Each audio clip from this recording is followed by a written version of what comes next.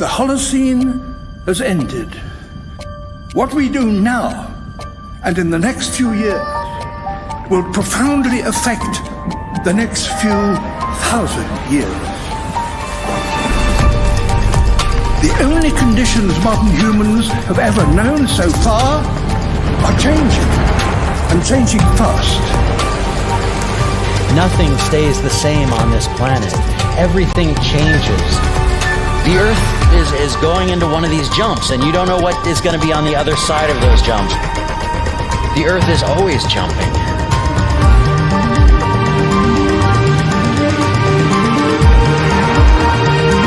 Things move on this planet. Things are not still. Everything is turning.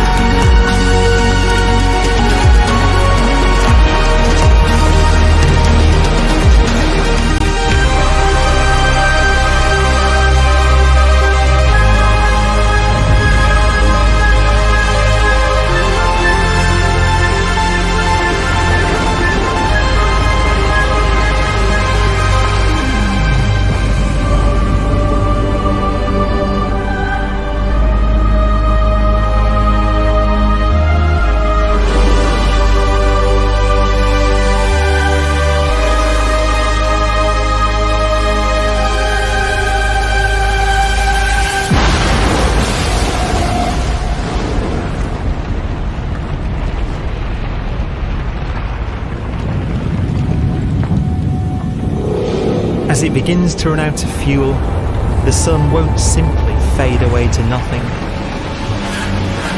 Its core will collapse, and the extra heat this generates will cause its outer layers to expand.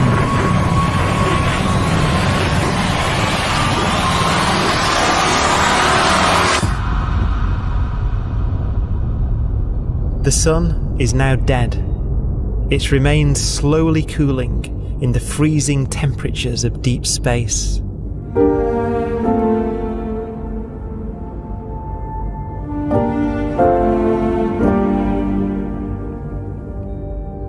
The fate of the sun is the same as for all stars.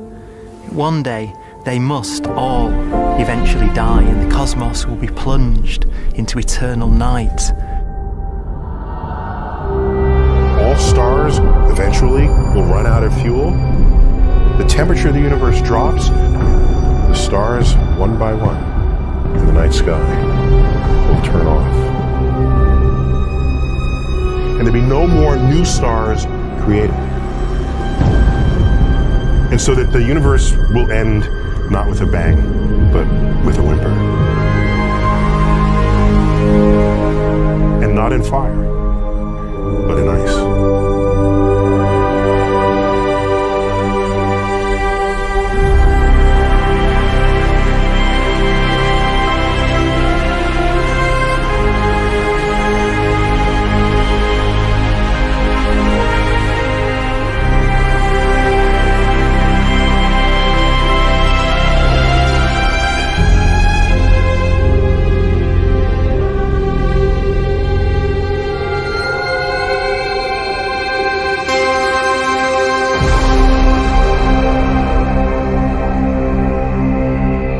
no fuel left to burn, a white dwarf's faint glow comes from the last residual heat from its extinguished furnace.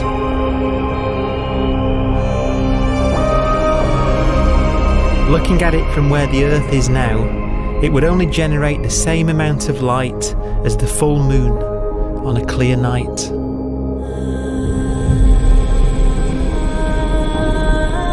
The faint glow of white dwarfs will provide the only illumination in a dark and empty void littered with dead stars and black holes.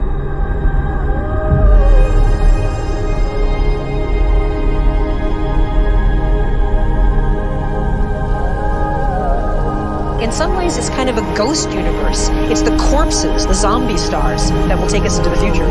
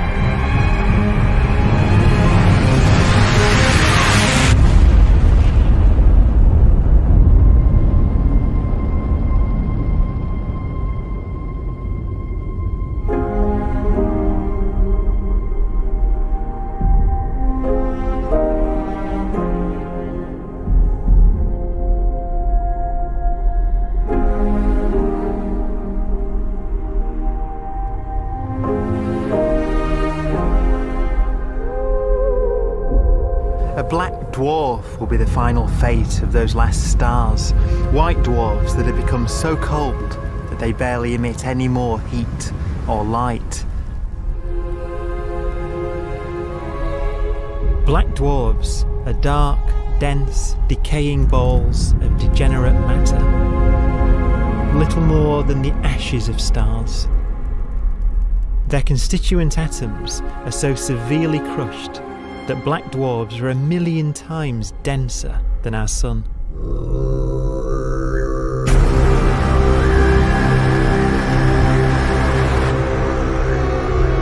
Stars take so long to reach this point, we believe there are currently no black dwarfs in the universe.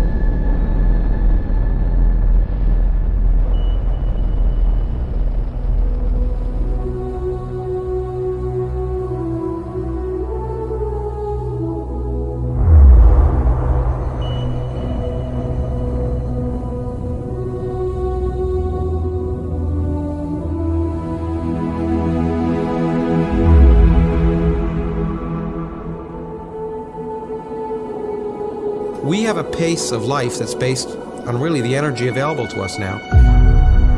You could imagine living conscious systems which have a very different pace and therefore can extend out at least a lot farther than you'd imagine otherwise. You could have a living system where if it had a thought every 10 trillion years, that would seem normal. Even if our life dies out, one could imagine at some time arbitrarily far in the future, a fluctuation occurs which allows intelligent life to exist again for a little while. So you might have islands in time of intelligence.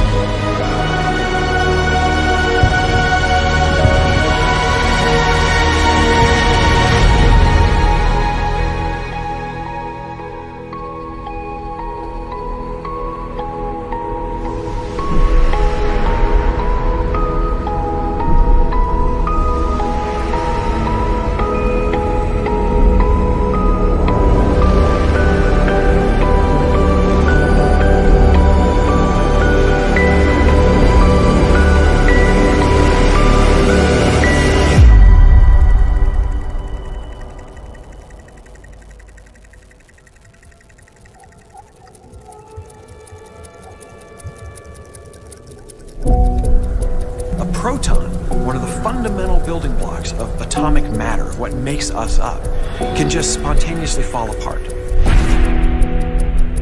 Any material that evades the pull of a black hole eventually dies away as its protons disintegrate.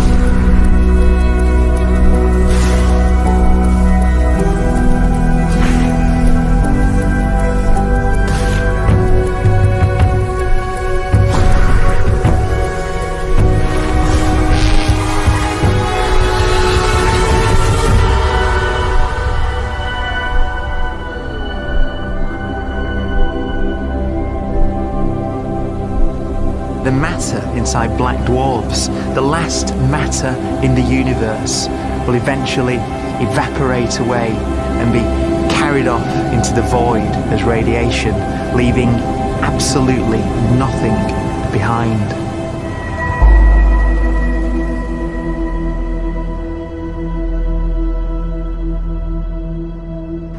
With the black dwarfs gone, there won't be a single atom of matter left.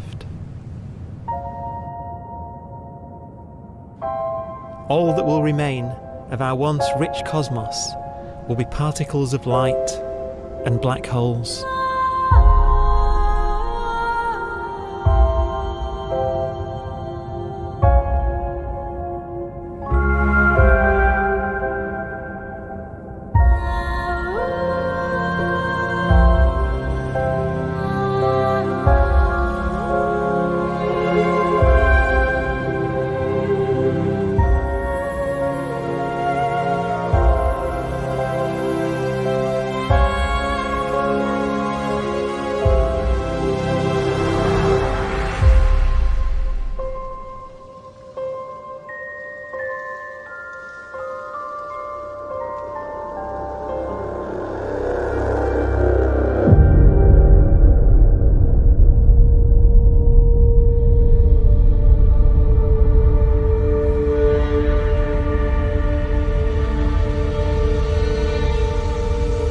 The arrow of time creates a bright window in the universe's adolescence, during which life is possible.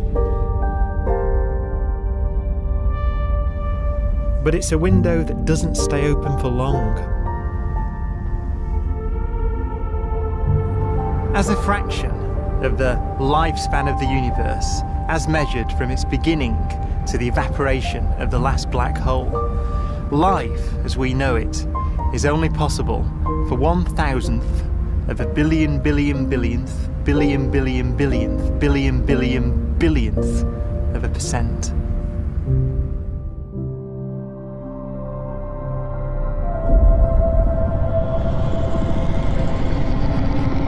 Black holes become the fundamental building block of the universe. A galaxy will basically be a supermassive black hole in a center with smaller black holes orbiting it. Zombie galaxies filled with black holes continue to evolve. They'll eat each other and they'll get bigger, and maybe they'll fall into the supermassive black hole and it'll get bigger. The universe will still be an exciting, dynamic place. It's just that the timescales you're talking about are now trillions of years instead of thousands or millions of years.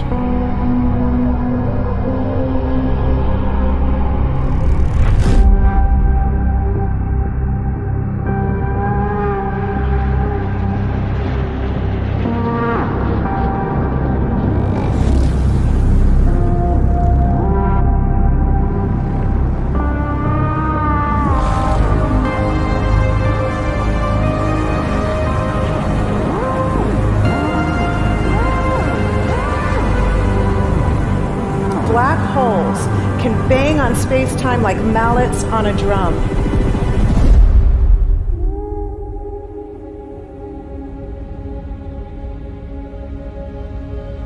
And they have a very characteristic song.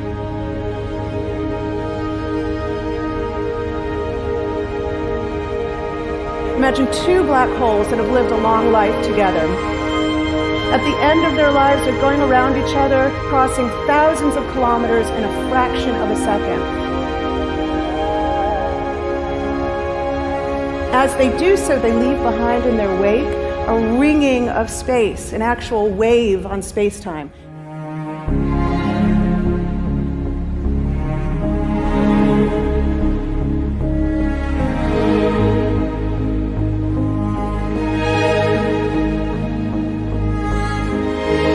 Space squeezes and stretches as it emanates out from these black holes banging on the universe. Those are the gravitational waves. They are literally the sounds of space ringing. And they will travel out from these black holes at the speed of light as they ring down and coalesce to one spinning, quiet black hole.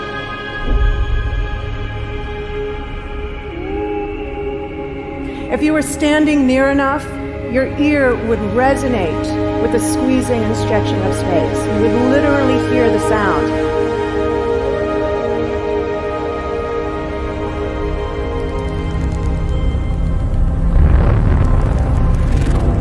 Imagine a lighter black hole falling into a very heavy black hole. The sound you're hearing is a light black hole banging on space each time it gets close.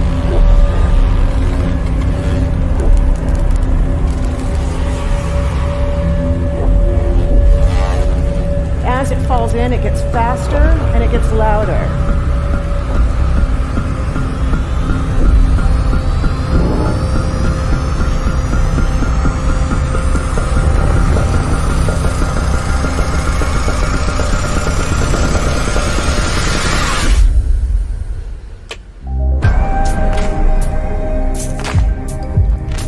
Scientists used to think black holes were immortal, but even these will one day die. Now we're talking about timescales of unimaginable length, quadrillions of years into the future. On that timescale, even the black holes begin to evaporate.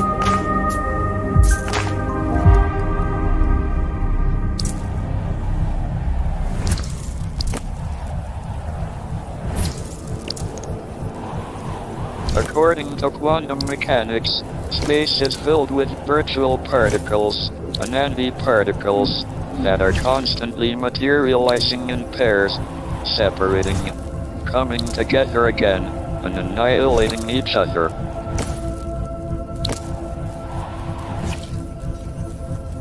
In the presence of a black hole, one member of a pair of virtual particles may fall into the hole, leaving the other member without a partner with which to annihilate.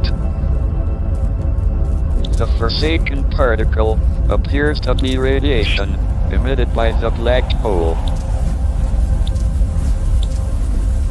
And so, black holes are not eternal. They evaporate away at an increasing rate until they vanish in a gigantic explosion.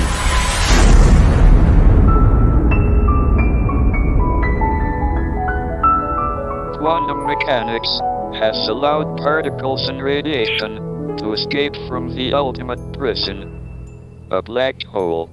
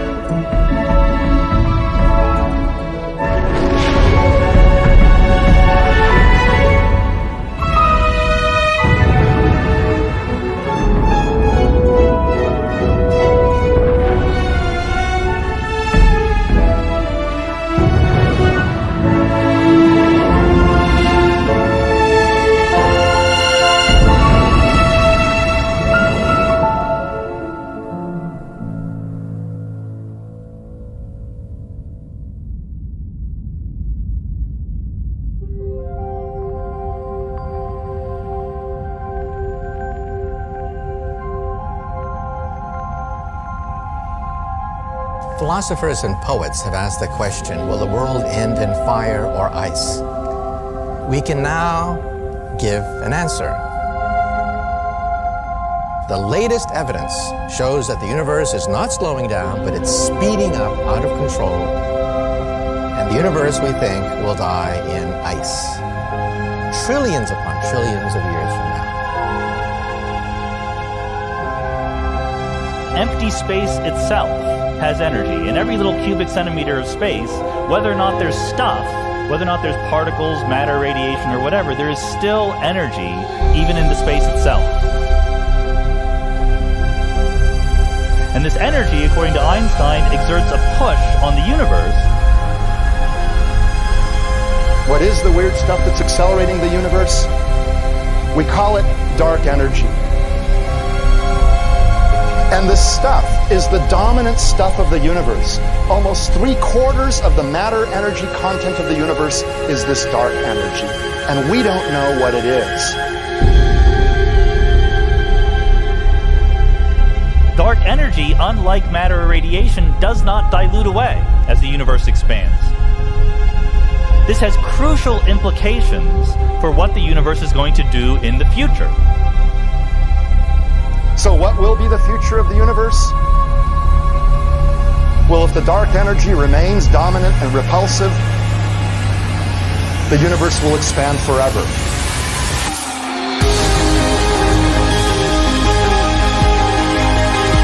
Faster and faster and faster with time. A runaway universe. 70% of the energy of the universe resides in empty space, and we don't understand why. But we do know what will happen. If that energy continues to be there, the universe will become cold and dark and empty. That's the future as it might be. We don't know because we don't yet understand the nature of dark energy. Until we do, we won't know the future. We won't even understand our own origins. And that's why we want to know and study this subject.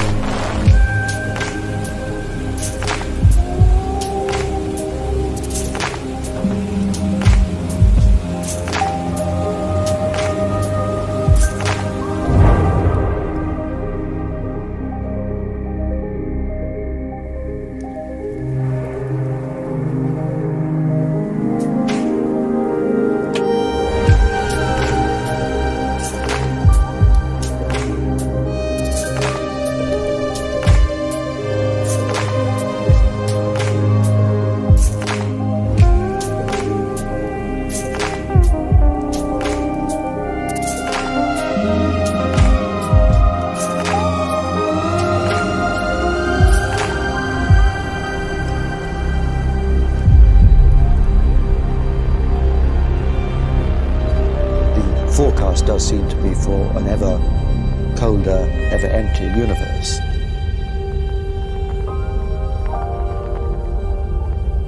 But then, of course, we have to ask, could that end lead to a new beginning? And there are ideas whereby what actually is the end of our universe could in some sense be linked to the beginning of a new one.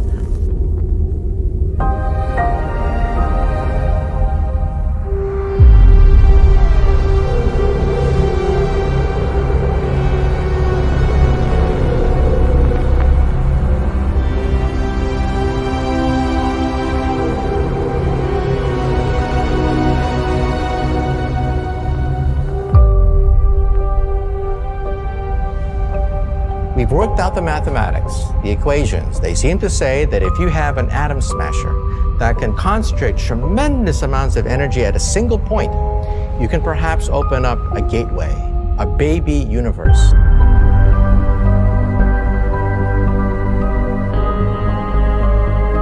Facing the death of everything there is, this perhaps is their only possibility of escape. And this also raises a very intriguing possibility, sheer speculation of course, that perhaps any universe that has intelligent life in it will create baby universes, will create lifeboats, and proliferate child universes. So an evolution may take among universes in the multiverse. Survival of the fittest may take place. So those universes which do not have intelligent life are infertile. They have no children. But those universes that have mild temperatures, stars like us, would create civilizations that could open up child universes, and they would then proliferate.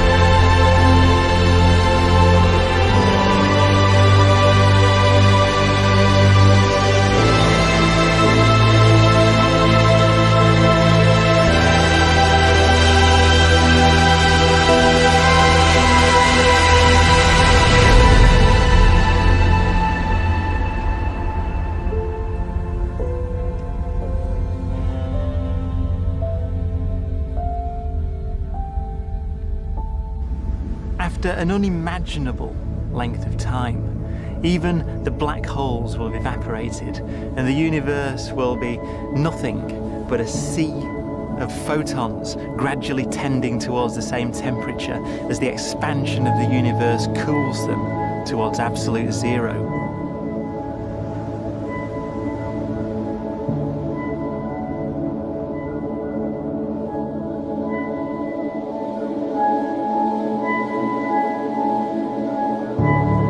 Once the very last remnants of the very last stars have finally decayed away to nothing, and everything reaches the same temperature, the story of the universe finally comes to an end. For the first time in its life, the universe will be permanent and unchanging. Entropy finally stops increasing because the cosmos cannot get any more disordered. Nothing happens, and it keeps not happening forever.